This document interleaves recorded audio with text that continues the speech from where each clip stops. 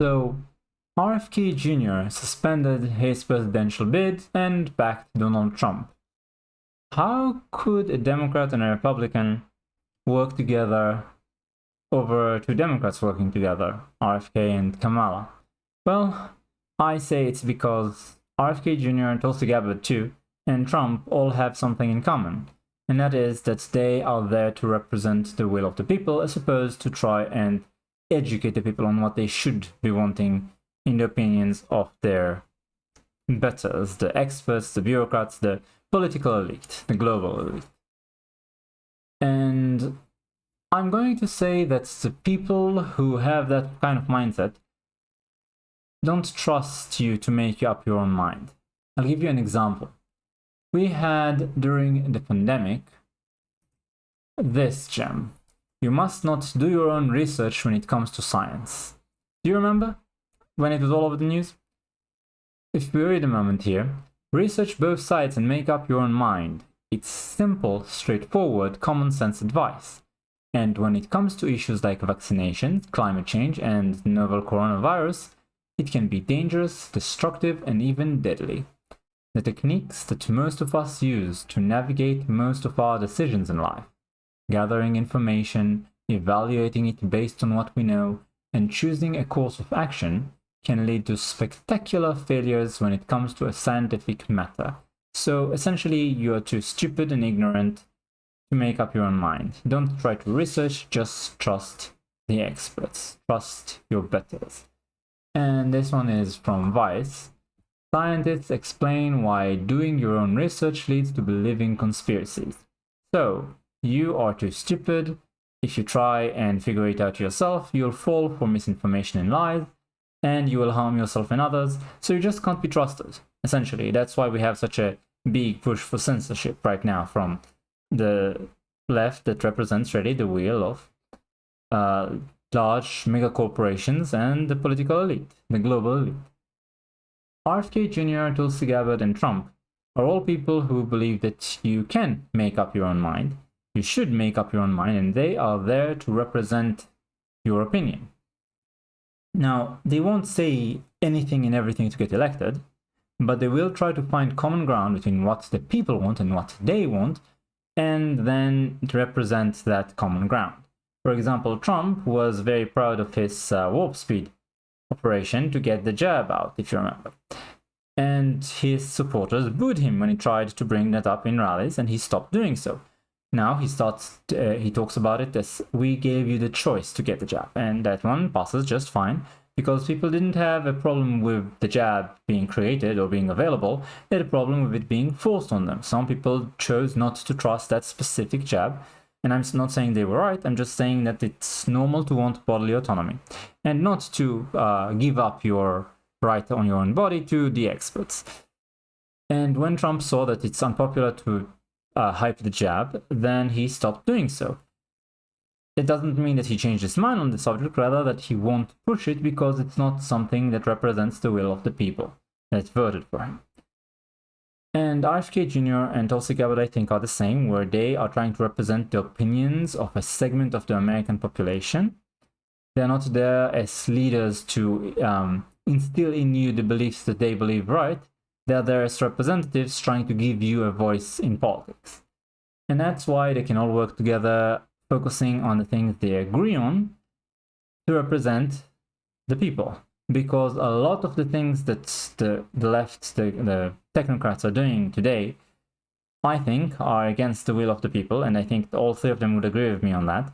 And so they have common ground on common sense issues that are actually common sense, unlike when the left says it, that are just, yeah, this is good for the people, we represent the people, so we'll push for that. And if you look at RFK Jr.'s, where is it, his platform here, there it is, a lot of these points Trump will agree with. For example, we have restore our rights. This one is essentially trying to give you back freedom of speech, for example. Right? Freedom of speech is the capstone of all other rights and freedoms. Once the government has the power to silence its opponents, no other right is safe. We will therefore dismantle the censorship industrial complex. in which big tech censors the platform's shadow bans and algorithmically suppresses any person or opinion the government asks them to. And we recently had a story about Elon Musk getting in trouble with the, I believe, courts in Brazil for not censoring the people that the government, banning the people that the government told him to secretly censor and ban, and not tell people why or that he's doing it on their behalf. The CEO of Telegram was arrested too. I think in Germany, was it? Anyway, we are saying that he's correct. Kennedy is correct on this, and I think Trump is 100% on the same page on censorship. And same for the right to bodily autonomy, I believe he would also agree. Right to property. During COVID, 3.4 million businesses were forced to close. Trump obviously was against that. The abuse of civil asset forfeiture. There are a lot of things that I think the two of them would be completely in agreement about. And the forever wars. Trump didn't start a single new war. He said that he would end the Russia-Ukraine war the first day he's in office. It's the same for Kennedy, right? A high priority of the Kennedy administration would be to make America strong again, and when a body is sick, it withdraws its energy from the extremities in order to nourish the vital organs. It is time to end the imperial project and tend to all that has been neglected.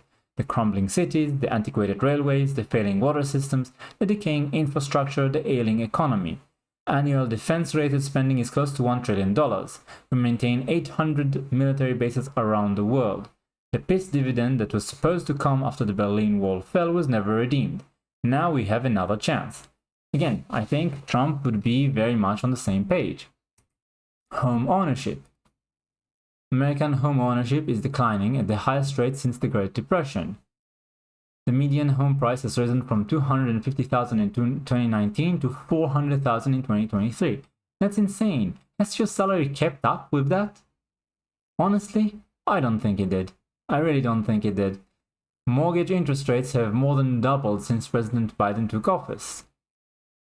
So what he do? Well, tax-free 3% government-backed mortgage bonds.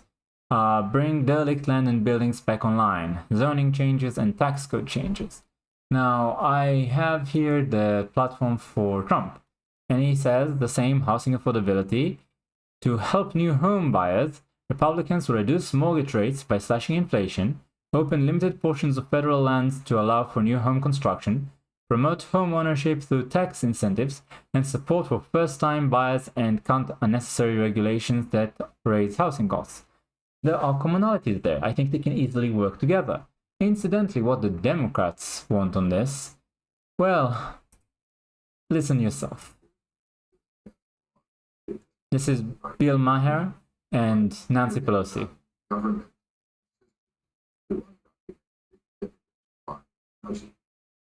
That's kind of a different place than the Democratic Party used to be on immigration. And so now I'm not going to say that's what the country's going to do, but that's certainly where California is. Well, like you say, immigration has always been a bipartisan issue.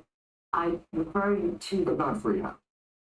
well, that's not free housing. It's the American dream being available to more people. But understand that. Well, that's enough. Essentially, they want to give $150,000 to undocumented immigrants. They call them the undocumented. And Pelosi, quote, says, "I would like to move them to documented." So essentially, give illegal aliens a free citizenship and a house on your expense. As for Americans who don't have a house, well, that's not a problem. I don't know if you heard that, but you can check this clip and see for yourself. It's really kind of in your face at this point, that they just don't care about you. They are importing new voters. This is the tweet, right? She said the quiet part out loud. They want to give amnesty for 20 million illegal aliens and free house at your expense. So, oh, one last thing, right? The border. I think you can find that they agree very much on the border, right? Tough and humanitarian policy. Tighten border security to regain control over the border. This is all from Kennedy, mind you. We will use technology that was installed at the border, then dismantled by the Biden administration, such as cameras, lights, and motion detectors, coupled with physical barriers in key areas. There is no need to build a wall across the entire 2,000-mile border. Now, Trump might say that there is need for the wall, but I don't think this is a deal breaker between the two. We have the technology to prevent people from getting through undetected. We can control the border. We have the technology. We can deploy the personnel. All we need is the will. Right? And you'll find that Trump would agree with the need for borders. There's also what to do with asylum seekers. I don't think that you'll find that much of a difference between them.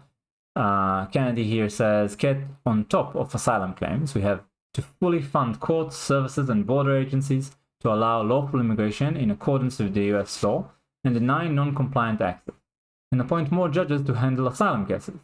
There are woefully few asylum judges to process even the legitimate claims of political refugees. If claimants of political asylum knew their case would be heard swiftly, and its suspicious, shouldn't be spurious, never mind, claims would be met with swift deportation, the cartel's business model would fail. It basically says fewer than 15% will be approved. So at this point, I don't see that much of a difference between the two. They are much, much closer than either is to Kamala Harris. At least assuming Kamala Harris just keeps doing what the Democrats have been doing so far, or becomes even more left-wing, which she probably will because she was, through a non-government organization's research, appointed essentially as the most left-wing senator, I believe she was. She had the most far-left voting record in the entire US Senate. So there you have it. What do you think? I think it's a good thing that the two of them are working together. I think that there'll be a place for principled Democrats like RFK Jr. and Tulsi Gabbard in a Trump administration. I think there's a lot of good they can do. I think there's a lot that they can bring to the table. I'm especially fond of the policies that Kennedy has on health, food, chronic disease epidemic, etc., regenerating soil, farms, and food. I think he has a lot to offer. And the same for Tulsi Gabbard. Mind you, I don't agree with them on everything. I'm not a Democrat, and I know that they are not Republicans. But all the same, I think they are well-meaning. I think they are principled.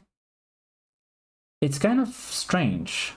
I don't think that the political system of a democracy was meant to house such animosity as we have in the modern age. There should be more that we have in common than that we disagree on. People like Kennedy Jr. and Tulsi Gabbard should have been the opposition to people like Trump, to conservatives.